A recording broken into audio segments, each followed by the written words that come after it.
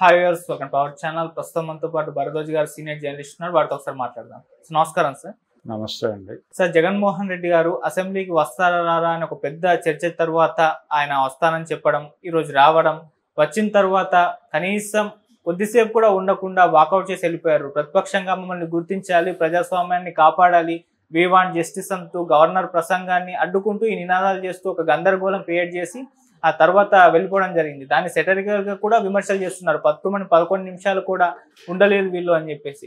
ఇంకో వర్షన్ కూడా ఏంటంటే, వెళ్ళి అక్కడ మీరు ప్రజా సమస్యల మీద కదా మాట్లాడాల్సింది, మీకు న్యాయం కావాలని చెప్పేసి మాట్లాడుతున్నారు అన్న విమర్శలు కూడా వినిపిస్తున్నాయి సార్. ఏదేమైనా మరి వాళ్ళ అసెంబ్లీకి జగన్మోహన్ రెడ్డి గారు వెళ్ళడం, కొద్దిసేపే ఉండడం, న్యాయం కోసం పోరాటం చేయడం, బయటకు రావడం, దీన్ని మీరు ఏ విధంగా చూస్తారు సార్? అంటే ఆయన అసెంబ్లీకి రావటం అనేది సంతకం పెట్టాడు. అక్కడ సంతకం పెట్టడంతో పాటు వాస్తవానికి ఆయన ఒరిజినల్ ప్రోగ్రామ్ ఏంటంటే సభలో ఎలా వ్యవహరించాలి అనే దాని మీద మండలి సభ్యులకి అలాగే శాసనసభ్యులకి కలిపి ఒక సమావేశం నిర్వహించుకుని మేము ముందుకెళ్తామని చెప్పాడు ఆయన. తీరా ఇక్కడికి వచ్చిన తర్వాత కేవలం ప్రధాన ప్రతిపక్ష హోదా అనే దాని మీద మాత్రమే ఫైట్ చేశాడు.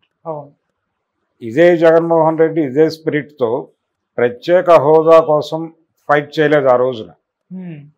ఆ రోజున ఆయన ఏమన్నాడంటే, అధికారం వచ్చిన తర్వాత, అధికారం రావటానికి ముందు అంటే 2019 ఎన్నికలకి ముందు ఆయన ఏం చెప్పాడంటే చాలా స్పష్టంగా, మేము గనక గెలిస్తే ప్రత్యేక హోదా తెచ్చి తీరుతాం అన్నాడు.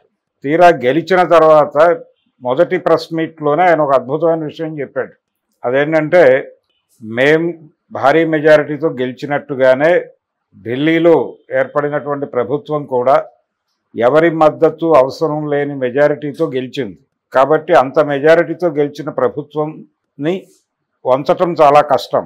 ఈ డిమాండ్ని ఆ ప్రభుత్వంతో అంగీకరింపజేయటం అనేది అంత ఈజీ కాదు. కనుక ప్రత్యేక హోదా తీసుకురావటం అనేది అయ్యే పనిలా కనిపించటం లేదు అని చాలా స్పష్టంగా ప్రకటించాడు.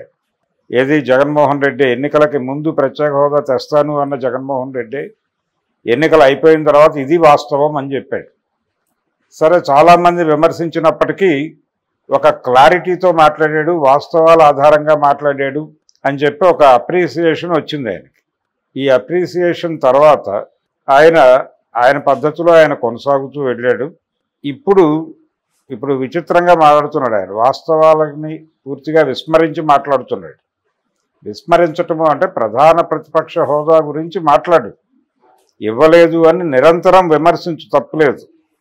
కానీ సభలో నువ్వు ఉండి సభలో అధికార పక్షం మాట్లాడుతున్నటువంటి మాటలలో ప్రజా వ్యతిరేక విధానాలు కానీ మరొకటి కానీ దొర్లినప్పుడు వాటి గురించి సభలో నిలదీయాల్సినటువంటి అవసరం ఉంది నీకు. ఆ అవసరాన్ని గుర్తించాలి. అందుకోసం నేను ఎన్నుకున్నారు ప్రజలు.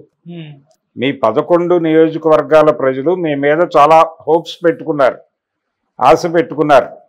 తమ సమస్యల్ని మీరు సభలో మాట్లాడతారేమో అని. కానీ మీరు సభలో మాట్లాడకుండా వెళ్ళిపోతే చేయగలిగింది ఏముంది? ఇప్పుడు ఆ నియోజకవర్గాల ప్రజలందరూ వచ్చి ఈ 11 మంది ఎమ్మెల్యేల ఇంటి ముందు జగన్మోహన్ రెడ్డితో సహా ధర్నాలు చేయాల్సినటువంటి పరిస్థితి తెచ్చుకునే వాతావరణం కనిపిస్తోంది. అంటే మీరు మా సమస్యల్ని సభలోకి వెళ్ళి మాట్లాడని పక్షంలో మీరు సభ నుంచి బయటకు వెళ్ళిపోతే, రిజైన్ చేసేస్తే మేము కొత్త శాసనసభ్యులను ఎన్నుకుంటాం. మా సమస్యల్ని సభలో వినిపించడం మాకు ప్రధానం. మాకు ఒక ఎమ్మెల్యే ఉన్నాడు అని చెప్పుకోవడం కాదు. ఆ ఎమ్మెల్యే ఎందుకున్నాడు, ఎందుకు ఓటేసాం మేము, అతను మా గురించి సభలో మాట్లాడతాడు. అతను సభకి వెళ్ళటం ఇష్టం లేదు అతనికి అనుకున్నప్పుడు మేమెందుకు భరించాలి అతన్ని? అందుకని రాజీనామా చేయండి. ఇక్కడ రీకాల్ చేసే అవకాశం లేదు. అందుకని మీరు రాజీనామా చేయండి అని వాళ్ళు వచ్చి వీళ్ళు ఎలా ముందు ధర్నాలు చేస్తే తప్ప వీళ్ళు వినే పరిస్థితి కనిపించడం లేదు. ఇప్పటికైనా ఆయన కొంత ప్రజానుకూల పద్ధతుల్లో వెళ్ళాలి. ఈయన ఎప్పుడైతే మొండిగా వ్యవహరిస్తున్నాడో అవతల వాళ్ళు కూడా ఈయన్ని టీజ్ చేయడం మొదలు పెడుతున్నారు. ఆ టీజింగ్లో భాగమే 11 నిమిషాలు కూడా సభలో లేడు అని చెప్పడం. ఈ 11 అనే ఫిగర్ని అంబోజ్ చేస్తూ రకరకాల కామెంట్స్ చేస్తున్నారు. వీటిని గౌరవప్రదంగా ఎదుర్కోవడానికి ఏం చేయాలనేది ఆలోచించాలి తప్ప మొండిగా తిరస్కరిస్తాను అంటే కుదరదు. తెలుగుదేశం పార్టీ అద్భుతమైన పరిపాలన ఇస్తుందని ఎవరు అనుకోవడం లేదు. అనేక లోపాలు జరుగుతున్నాయి. ఆ సూపర్ 6 ప్రాపర్గా అమలు జరగటం లేదు అక్కడ. అలాగే వాళ్ళు చెప్పినటువంటి అనేక విషయాల్లో వాళ్ళు ఏమాత్రము శ్రద్ధ పెట్టలేదు. పవన్ కళ్యాణ్ దగ్గరికే వస్తే ఆయన సుగాలి ప్రీతి కేసు కావచ్చు, లేకపోతే ఆ సెంట్రల్ ఇంటెలిజెన్స్ నుంచి నాకు వేలాది మంది అమ్మాయిలు కనిపించడం లేదని వచ్చింది, ఆ విషయం కావచ్చు, చంద్రబాబు నాయుడు గారు మాట్లాడినటువంటి అనేక విషయాలు కావచ్చు, వాలంటీర్లను మేము భద్రంగా చూసుకుంటామని చెప్పిన మాట కావచ్చు, అలాగే స్కూళ్ళల్లో జరుగుతున్నటువంటి మార్పులు, విద్యా విధానంలో వస్తున్నటువంటి మార్పులు, కార్పొరేట్ స్కూళ్ళకి ప్రత్యామ్నాయంగా ఏదో మేరకు ప్రభుత్వ స్కూళ్ళను నిలబెట్టడానికి జగన్మోహన్ రెడ్డి టైంలో జరిగినటువంటి ప్రయత్నాన్ని నిర్వీర్యం చేయటం కావచ్చు, ఇలాంటి అనేక విషయాల మీద మాట్లాడవచ్చు. ఇప్పుడు ఆ రోజున అమలు జరిగినటువంటి చాలా సంక్షేమ పథకాలు ఇప్పుడు రకరకాలుగా తూట్లు పడవడం జరుగుతోంది. దాని గురించి మాట్లాడు నువ్వు సభలో.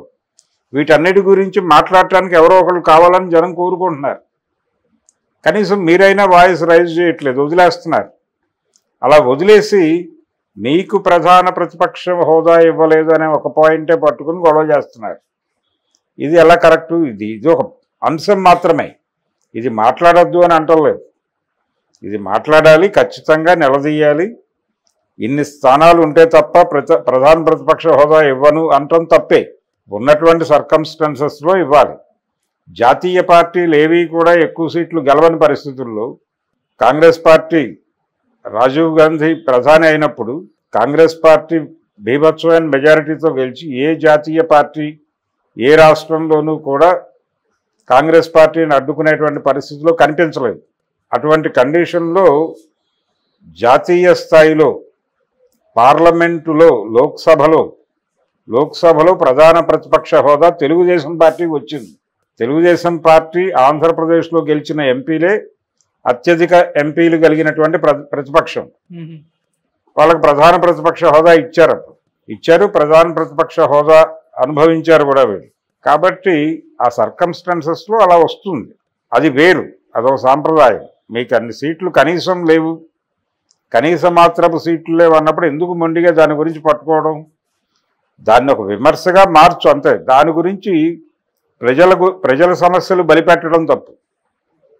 ఆ ఇష్యూ గురించి ప్రజా సమస్యలు బలిపెట్టేటువంటి హక్కు నీకు లేదు. దాన్ని దృష్టిలో పెట్టుకుని సమన్వయంతో వ్యవహరించాలి. కొంత ఒబీడియన్సీ ఉండాలి. ప్రజల పట్ల వినమ్రతతో ఉన్న ఏ నాయకుడైనా నిలబడతాడు. ప్రజల పట్ల వినమ్రత లేని ఏ నాయకుడినైనా ప్రజలు పట్టించుకునే అవకాశం ఉండదు. అందుకని ఇప్పటికీ జరుగుతోంది అదే. ఇప్పటికీ జగన్మోహన్ రెడ్డి మార్పు కనబడలేదు. అంటే ఆయన అసెంబ్లీకి వస్తాను అనగానే చాలామంది ఏదో మార్పు కనిపిస్తోంది అనుకున్నారు. కానీ ఈరోజు ఆయన వ్యవహరించినటువంటి తీరు అలా అనిపించడం లేదు. అందుకని పద్ధతి మార్చుకోవాలి. ఆయన పద్ధతి మార్చుకుని, ఫోకస్ మార్చుకుని తను ఎలా వ్యవహరించాలి అంటే ఒక ప్రొడక్టివ్ అపోజిషన్ రోల్ ప్లే చేయాలి ఆయన. అది ప్లే చేయటానికి కేవలం దాడి మాత్రమే కాదు, దాడి వర్కౌట్ అవ్వదు అన్ని సందర్భాల్లో. వచ్చే ఎన్నికల్లో గెలవడానికి, ప్రజల మనసులు గెలుచుకోవడానికి అనుసరించాల్సిన ఒక పద్ధతి అయినటువంటి వ్యూహాన్ని ఆయన పట్టించుకోవడం లేదు.